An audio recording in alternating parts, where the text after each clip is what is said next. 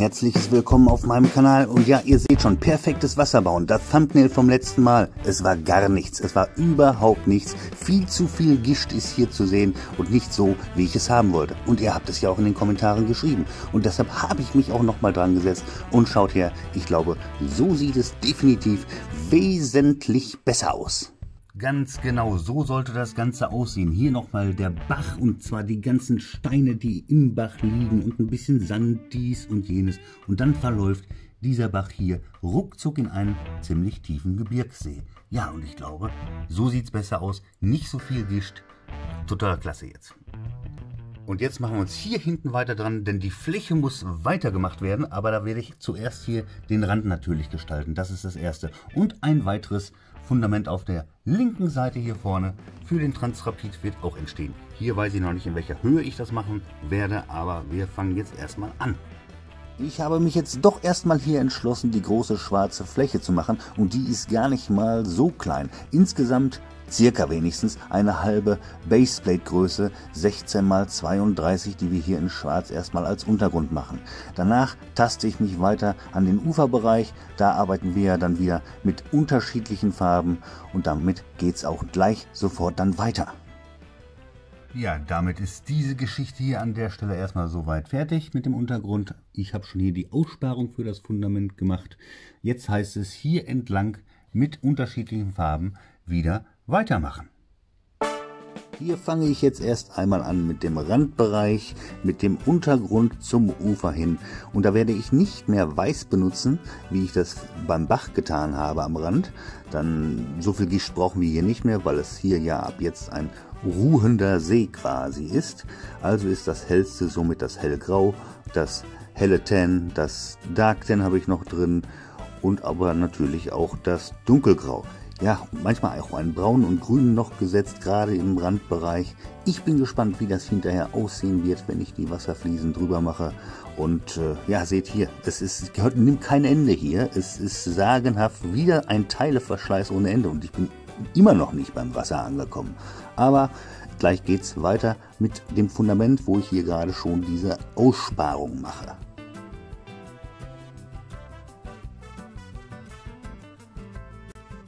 So, komplett das ganze Ufer ist jetzt hier erstmal soweit mit dem Untergrund fertiggestellt. Die Aussparung ist fertig und das hier ist das Fundament, was ich jetzt auch wieder gebaut habe.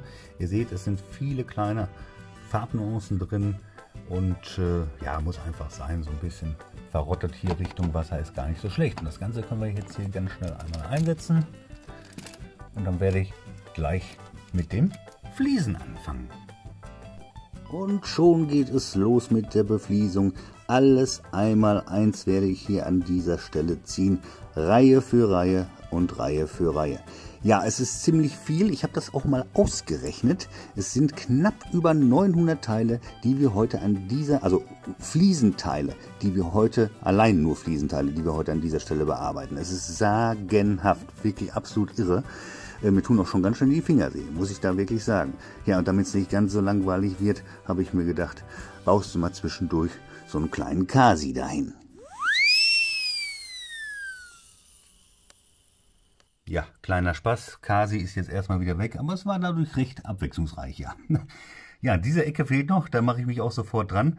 Aber es ist doch schon mal eine sagenhafte Fläche, meint ihr nicht? Ich finde das total irre, das sieht schon richtig klasse aus. So, jetzt ran an diese Ecke hier noch. Und weiter geht's hier unten. Wir schließen dieses letzte Stückchen hier, dieses Dreieck. Ja, in der Hoffnung, dass hinterher dann alles gut aussieht. Ich finde jetzt schon, dass es hier und da so ein bisschen auch spiegelt. Bin mal gespannt, wie es aussieht, wenn dann später Bäume davor stehen. Ob die so ein bisschen ja im Wasser dann zu sehen sind. Das würde mich jetzt echt mal interessieren. Diesmal jetzt auch aus zwei Positionen gezeigt. Von hier finde ich zum Beispiel auch richtig klasse, wenn der Bach so in den See fließt. Das finde ich total genial. Ja, klasse Fleißarbeit heute. Es ist eine reine Fleißarbeit, muss man wirklich sagen. Aber letztendlich würde ich sagen, hat sich dieser ganze Schritt heute absolut gelohnt. Und vielen Dank nochmal an euch, dass ich doch den Bachlauf in den See ein bisschen anders gestalten soll.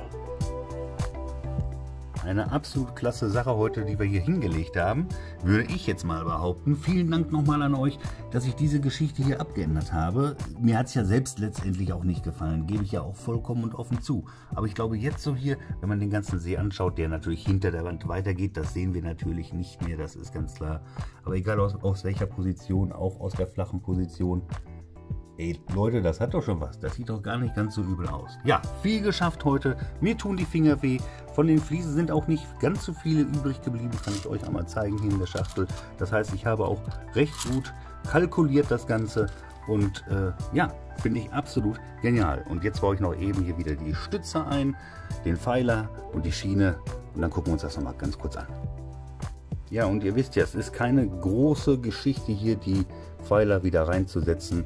Es funktioniert soweit alles immer super gut und ja, schnelle Sache. Das heißt, die ganze Transrapid-Strecke kann ich hier auch relativ zügig, sag ich mal, wieder entfernen, falls ich mal putzen muss, etc. pp.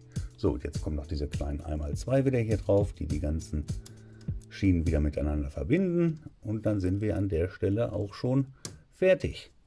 Klasse, oder?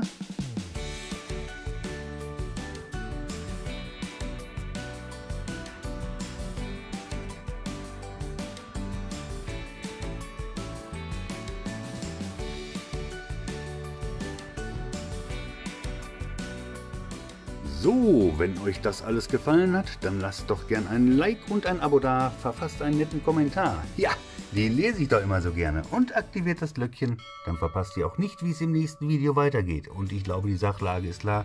Ich hatte ja gesagt, immer an der Wand lang. Das heißt, wir fangen jetzt hier an, weiter mit dem Fußweg, machen den Ufer- und Böschungsbereich hier weiter fertig. Und mal sehen, wie weit ich da komme. Das kann ich ja jetzt noch nicht hundertprozentig sagen. Denn wir haben noch einiges vor uns. Und ja, ihr seht, die Fläche ist einfach riesig. Aber ich freue mich drauf und deshalb würde ich sagen, tatsächlich hier den Weg, bevor wir hier am Feld etc. weitermachen und an der Straße, das kann alles noch warten. Auch der Bahnübergang an dieser Stelle kann noch warten, die Straßeneinarbeitung und auch das Tunnelportal für die Straße. Das kann alles noch warten. Wir gestalten uns langsam also hier hoch und fangen, wo der Berg dann langsam wieder anfängt. Das ist so das Ziel, dass wir diesen ganzen Bereich, den ich gerade mit der Kamera einfange, dann so langsam ja, anfangen oder wir starten dann einfach hier. So machen wir das. Also, bis dahin. Tschüss.